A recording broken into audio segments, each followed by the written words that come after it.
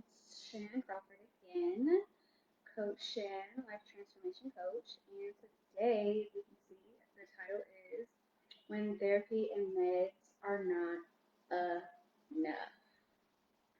And this is specifically for my people that take medication or go to therapy for dealing with their mental health issues, so depression, anxiety, whatever those other, maybe even PTSDs, just whatever ailment you have or challenge that you have with mental health. Sometimes we're told that therapy and taking medication is all that we can do, but that's not necessarily true. And that's what I'm going to talk to you guys about today so that you guys can help yourself if you feel like you're in that predicament and you feel like you need some guidance as far as what else you can do to get your life in a better place and to have a better quality of life because we all deserve to have good quality of life. We all deserve to live abundantly and be prosperous and be happy and to be joyous and to have a zest for life to enjoy that shit.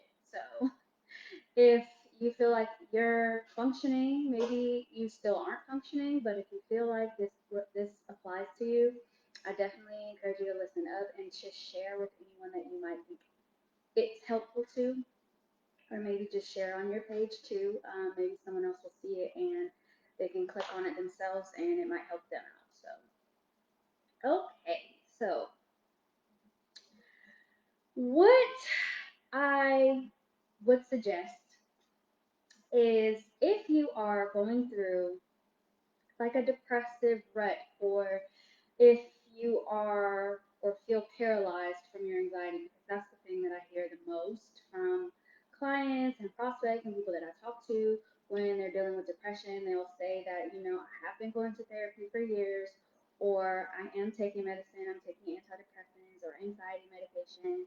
And even though it's allowing me to function at my job maybe every day, I still feel somewhat depressed, or I still feel somewhat paralyzed in fear. And this is something I can relate to too. Anxiety has been something that I had to deal with my last few years. I haven't always had anxiety, at least that's not, I don't think so. And even taking medication for it, like I would still have things that would paralyze me with fear. And I had to figure out some other way to get over those fears or to do something about that so that I could feel like I have quality of life again instead of feeling like this thing has control over me. Um, I wanted to be in control of it. And I still deal with anxiety for sure to this day, but it's not as paralyzing because I have had to figure out what to do about facing that if therapy is not working and if medication is not working. Because sometimes you can go to therapy and the therapist that you have is not the best fit for you. So while you're trying to find the right therapist, or maybe the psychiatrist that you have just doesn't have the right mixture of medicines that puts your chemical balance where it needs to be. And then even sometimes when you do have the right chemical balance, normal people who don't have this chemical imbalance sometimes struggle with paralyzing fears as well. And they have anxiety just for certain things in their life. And they have to figure out how to overcome that some one way or another if they don't have medication at their hand to help calm their nerves, or if they don't have therapy to go and talk through their emotions and facing, what the emotion behind the anxiety might be. They sometimes have to figure out how to overcome the challenge in another way. So, what I've found helpful for all of the people that I've been helping over the last decade, mostly people that are struggling with mental health, when they feel like therapy isn't working or medication is not working, usually it requires a perspective change, right? And the perspective change can be many different things, but the main one that I see and use a lot with my clients is changing the way that you see yourself, because a lot of anxiety comes from what you fear may happen, what you fear you may look like. Maybe it's something that you want to do, but you feel like it'll be embarrassing if you try to do it and you look stupid. Or if you have anxiety over, like, say for instance, going to try to get a new job. This is surrounding around the feeling of, how am I going to come off? What are people going to think of me? Are they going to look at me like I'm crazy or I'm stupid? Are they going to laugh at me?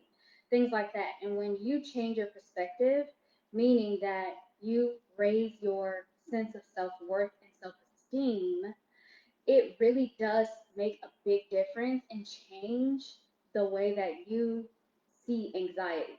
I promise you this. This is something that I did for myself. And like I said, not all of my anxiety is gone, but there are some things that I don't think I ever would have been able to get over if I hadn't gone through increasing my self esteem and changing my self concept and my self worth. Like, you know what? There are people in this world that are afraid of this and that looked stupid before. And if they can come out on top looking fabulous, so can I. But it does take some work in order for you to feel like that's possible for you as well. And also, when you're trying to increase your sense of self-esteem, it helps to it helps to it helps you to believe that you can overcome this fear, this anxiety, this nervousness, whatever is surrounding the anxiety. When you have a higher self-esteem, a sense of self-confidence about your ability to overcome it, it's a lot easier to overcome it than feeling like this is something that I just have to deal with all my life. Accepting it is something that you're just going to have to put up with. Accepting that you can't have things in life or you can't do things in life for the rest of your life. If you increase your self esteem and change your self concept and you have good self worth, you can see the vision that it's possible for you. And that is what can kickstart you into working on the things, the little tools that you might need to do in order to increase your self esteem. This is something that I work with my clients.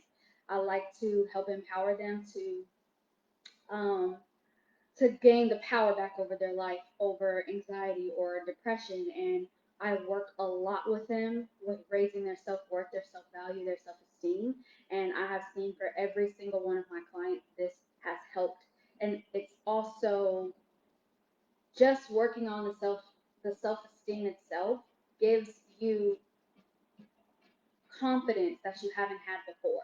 And that confidence, like I said, you can apply it to dealing with your anxiety or dealing with your depression when you're going through a rut and you're feeling like, I'm not going to be able to overcome this depression. It can help you to change your thought process and the ways that you're thinking. You probably haven't been able to change those things before because you've accepted it as is. But when you raise your self worth, when you have a higher self esteem and you have a better self concept, it's a lot easier for you to accept that you can and you do have the power to change this thing. So that's one of the most powerful things that I've seen happen for all of the clients over the years. Sorry if you hear the scratching noise in the background. My child is like burrowing on the bed, but this is neither here nor there.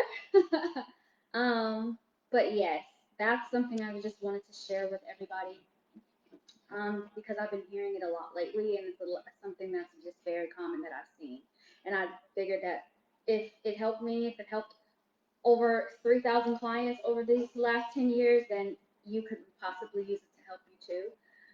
And who knows, maybe if you share this on your page and someone that you know sees it and they're struggling with the same thing, it may be able to help them as well.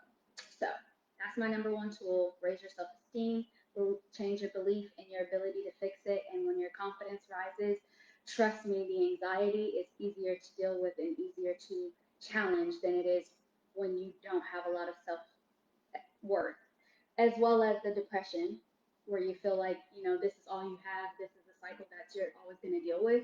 Um, when you have confidence in yourself, it's a lot easier for you to overcome the challenges that come with depression that you thought that you weren't able to overcome before because of your self esteem. So, that's all I have for you today. Well, for this video, I do think I'm going to record another one because my makeup's already done. But hey,